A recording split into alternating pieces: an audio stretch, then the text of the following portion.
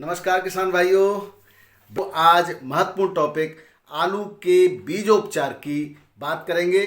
आलू बुवाई से पहले कितने दिन पूर्व कोल्ड से आलू को बाहर निकाल लेना चाहिए और क्यों बीजोपचार आवश्यक है, किन विधियों से बीज का उपचार किया जा सकता है, यानी कि बहुत ही महत्वपूर्ण टॉपिक है, इस पर आज हम चर्चा कर लेते हैं।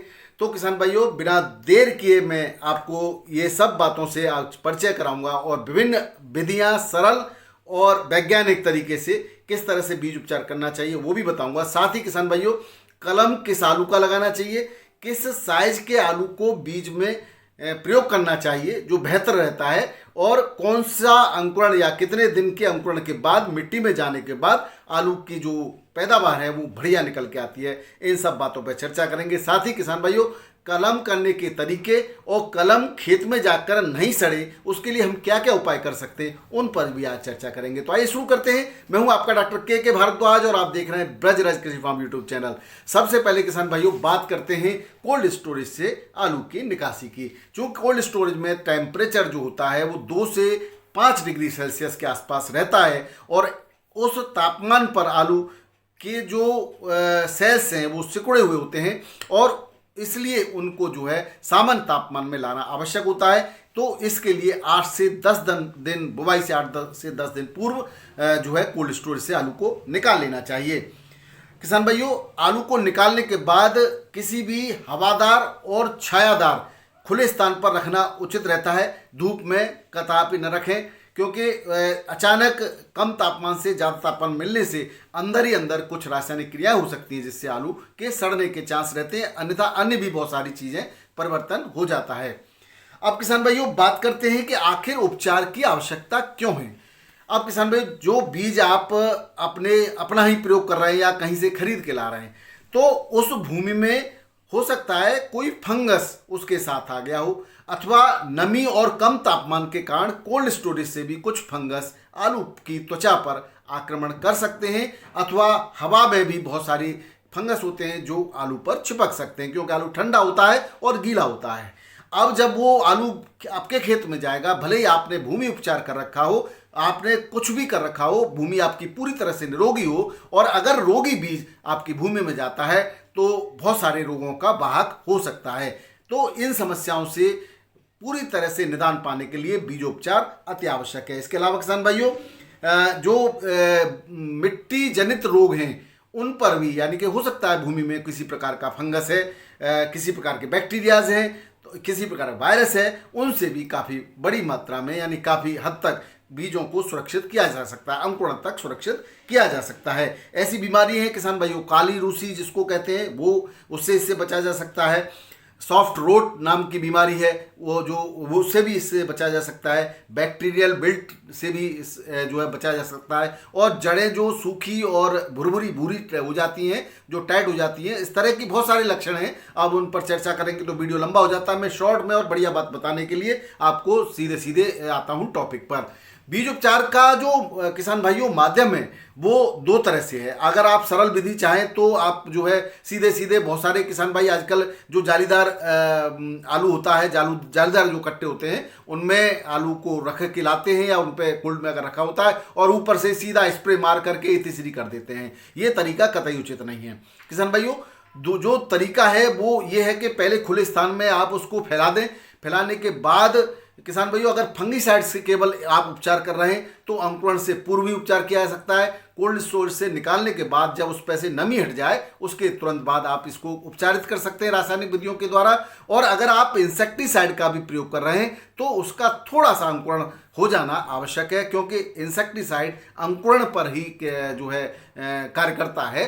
और कभी कभी इंसेक्टिसाइड की आवश्यकता ही नहीं होती किसान भाइयों, केवल आप फंगीसाइड से ही जो है सीड का जो उपचार कर लें और जो इंसेक्टिसाइड का प्रयोग आप अपनी मिट्टी में कर लें। तो ये कोई ज़रूरत नहीं है कि आप इंसेक्टिसाइड को इसमें बीज उपचार के रूप में प्रयोग करें।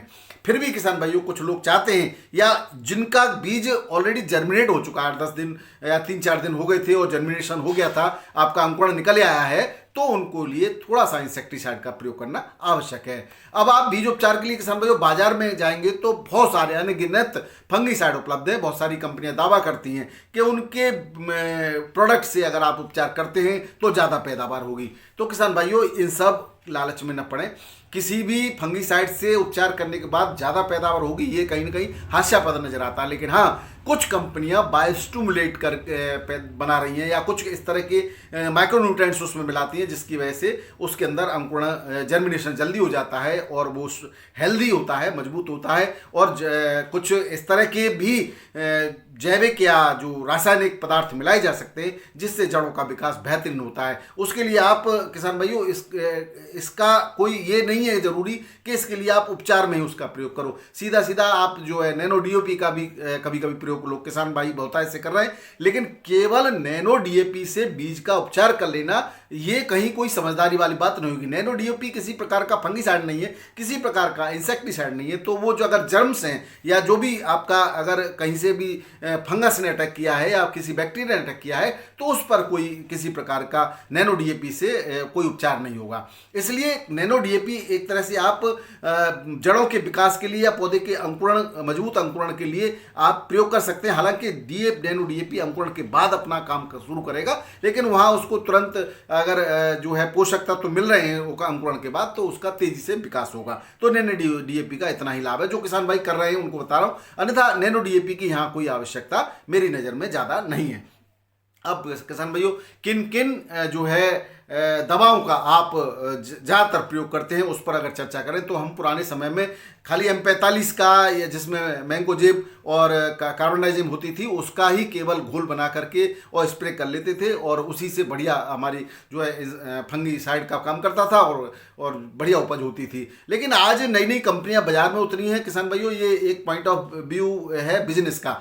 तो बिजनेस के उद्देश्य से उन्होंने नए नए तरीके अपनाए और उसमें कुछ न कुछ किसान भाइयों नया तो करना ही पड़ेगा। और ऐसा नहीं है उससे लाभ नहीं होता, लाभ भी होता है। तो कुछ न कुछ वो बायोस्टिमुलेंट्स मिलाते हैं या जो उसको उसकी क्रियाविधि को तेज करने वाले कुछ रसायन मिलाते हैं जिसकी वजह से जो है वो उनकी बिक्री होती है। तो इस तरह की भी बहुत सारी दवाइयाँ बाजार के अंदर हैं। ऐसी ही एक दवा सिंजेंटा की वाइब्रेंस प्रीमियम करके अभी आई है, उसका भी आप प्रयोग कर सकते हैं। ये 1 लीटर में 60 से 70 पैकेट की धुलाई इससे अच्छी तरह से कर सकते हैं, स्प्रे के द्वारा भी कर सकते हैं और इसकी जो है इसके रिजल्ट भी इन्होंने बढ़िया बताए हैं। और किसान भी इसके अलावा जो अगर हम उस पर जाते हैं घरेलू उपायों पर या पारंपरिक उपायों पर तो बोरिक एसिड सबसे सस्ता और सुगम उपाय है। 2.5% या 2% बोरिक एसिड यानी कि 20 ग्राम से 25 ग्राम प्रति 10 लीटर पानी में इसको मिला करके इसमें अच्छी तरह से डुबो करके आलू को बाहर निकाल लिया जाता है। डुबो से मतलब 1-2 मिनट उसके अंदर रहने दें तो भी कोई दिक्कत नहीं, और या फिर अच्छी तरह से उसकी 2 बार धुलाई, कम से कम 2 बार, एक बार पहले स्प्रे कर दिया आपने उसके बाद उसमें पलटा मारते हैं फिर दोबारा उसको अच्छी तरह से स्प्रे कर देते हैं। ये भी एक तरीका है। अगर किसान भाइयों आपके खेतों में किसी प्रकार का रस्ट डिसीज है यानी कि जो आपके चेचक जिसको कहा जाता है, ब्लैक रस्ट डिसीज कहा जाता है, या कोई भी किसी प्रकार की वायरस से या बैक्टीरिया से जनित है, काली पपड़ी वगैरह है, तो आप उस अगर इस तरह की परिस्थितियां हैं तो अच्छी तरह से कम उसमें 2-3 मिनट डाल के रखें घोल में। या तो बोरिक एसिड का 2.5% घोल है या आप जो है कोई भी किसी प्रकार का फंगीसाइड का प्रयोग कर रहे हैं तो उसमें पहले डाल के अच्छी तरह से उसको धो लेने के बाद उसको छायादार जगह पर सुखा करके और फिर प्रयोग करें।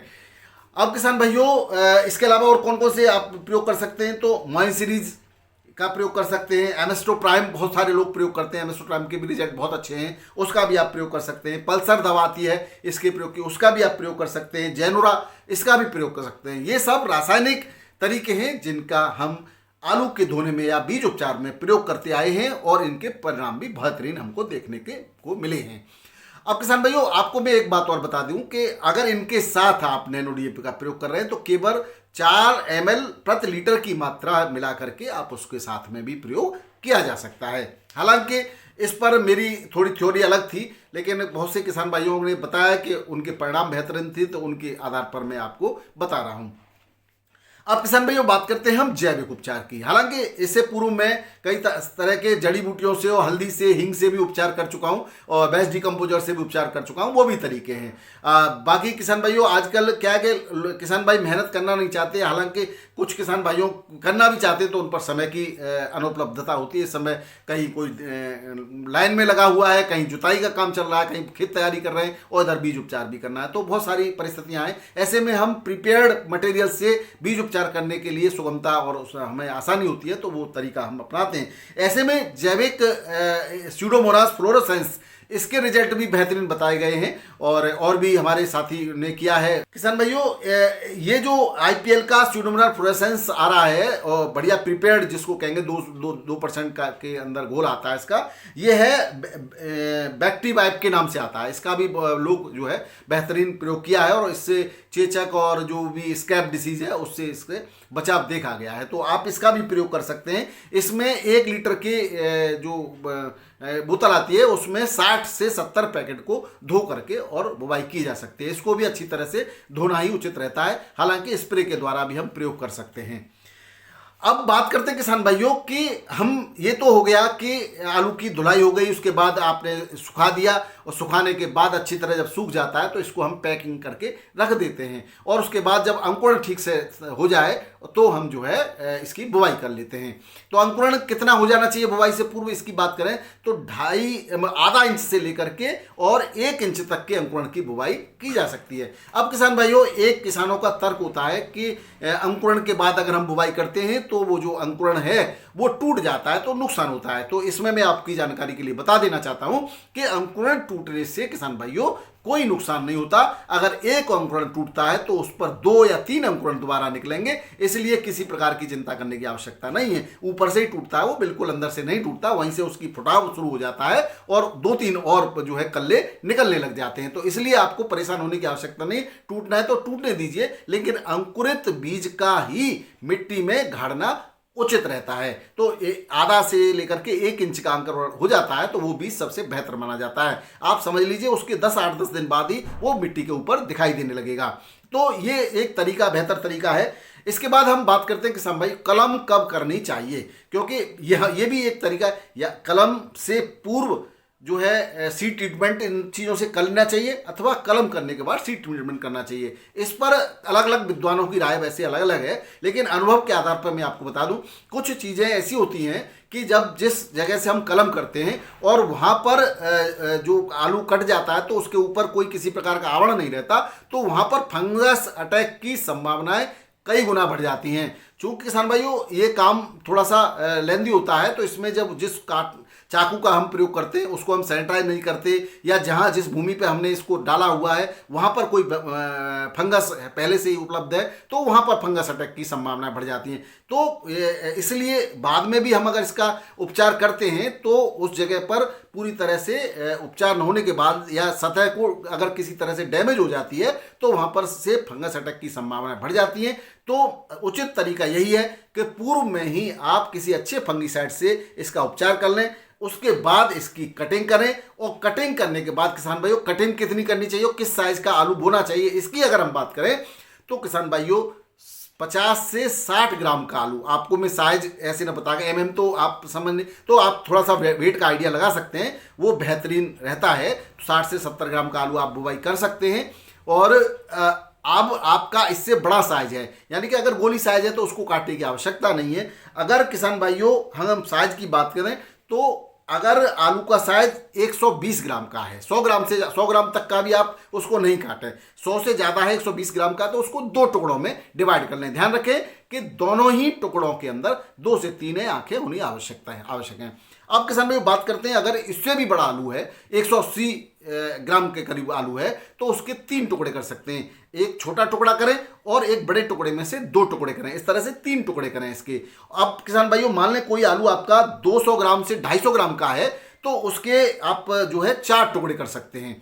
और अगर किसान भाइयों 300 ग्राम के आसपास का आलू है तो उसके आप 6 टुकड़े भी कर सकते हैं। लेकिन सावधानी ये रखनी चाहिए कि ऐसा कोई भी टुकड़ा ना हो जिस पर किसी प्रकार का उस पर आंख ना हो, जिसको आंख कहते हैं आलू की, जहां से जर्मिनेशन होता है। तो दो आंख कम से कम एक टुकड़े पर होना आवश्यक है। उसी तरह से उसके टुकड़े करने चाहिए। अब किसान भाइयों, अब इसको सड़ने से बचाने के लिए, क्योंकि कभी कभी क्या होता है कि हमने आलू को काट दिया तो वो क्योंकि उस पर किसी प्रकार का आवरण होने के कारण जल्दी से फंगस अटैक का जो है चांस रहता है। तो उसको बचाने के लिए हमें किसान भाइयों एक मिश्रण तैयार करना है, जिसमें आपको समझ लीजिए 900 ग्राम लेना है प्लास्टर ऑफ पेरिस और 300 ग्राम लेनी है लकड़ी की शुद्ध राख, जो साफ सुथरी होनी चाहिए, ठंडी होनी चाहिए, उसको छान लें आप, वो ले लें। और आप 100 ग्राम ले लें आप जो है मैंगो जेब। इन तीनों का मिश्रण 9:3:1 के अनुपात से मिला करके और जिस स्थान पर से काटा गया है उस स्थान को उसके अंदर उस पर भुरक दें या उसको मिला करके उसको सुखा लें। और इसको जो है किसान भाइयों सीधे बोरों में पैक नहीं करना है। अगर आपकी बुवाई के लिए खेत तैयार है तो यहां से उठा करके सीधे बुवाई कर सकते हैं। मैंने पिछले साल इसका प्रयोग किया था, काफी बड़ा साइज आ गया था मेरे सीज का, नया सीड था मेरा, तो मैंने सीधा उसी रात को रात्रि में ही बुवाई कर दी। एक बात और विशेष ध्यान रखने की यह है कि बुवाई आपको दोपहर यानी कि जब तापमान ज्यादा हो तब आपको कलम की बुवाई नहीं करनी है। कलम की बुवाई जब करनी है जब आपके खेत की मिट्टी ठंडी हो चुकी हो, उसका तापमान कम हो चुका हो। क्योंकि किसान भाई जब हम बुवाई करते हैं तो ऊपर की गर्म मिट्टी इसके संपर्क में आएगी बीज के में और वो अंदर चली जाएगी और अंदर एक भभका कहते हैं जिसको, वो बन जाएगा और उसके कारण बीज सड़ जाएगा। जिनके भी किसान भाइयों के बीज सड़े हैं वो इसी वजह से सड़े हैं। मैंने बिल्कुल तुरंत उसी दिन कटिंग करने के बाद, उसी दिन कलम करने के बाद सेम डेज रात को 9-10 बजे मैंने बुवाई कर दी थी। अच्छी तरह से जुताई करी। खेत में बहुत ज़्यादा नमी नहीं होनी चाहिए और खेत बिल्कुल शुष्क भी नहीं होना चाहिए। थोड़ी अगर आपका खेत शुष्क हो चुका है तो गहरी जुताई करवाएं, ढंग से 2-3 बार जुताई करवाएं। रात को करवाएंगे तो नमी उसमें अपने आप आ जाएगी और फिर बुवाई करा दें आप, कोई भी एक दाना नहीं सड़ेगा किसान भाइयों। मैंने पिछले साल इस तरह का प्रयोग किया था, एक भी दाना नहीं सड़ा था और बेहतरीन उपज हुई। मैंने वीडियो भी बनाया था और आपको दिखाया भी था। तो इस तरह से आप अपने सीड का जो है बुवाई कर सकते हैं। अगर आपके पास समय है तो इसको बोरों में पैक न करें, इसको खुला ही छोड़ें, ठंडे और छायादार स्थान पर रखें, पपड़ी आराम से सूख जाएगी, उसके बाद आप बोरे में पैक कर सकते हैं। तो इस तरह से आप किसान भाइयों अपने बीज की, आलू की बेहतरीन बुवाई करेंगे, बेहतरीन आपका अंकुरण होगा और उसके बाद की जानकारी हम अन्य वीडियो में देंगे। बहुत बहुत धन्यवाद। नमस्कार, आदाब, सत श्री अकाल, राधे राधे, जय जवान जय किसान। आपका दिन मंगलमय हो।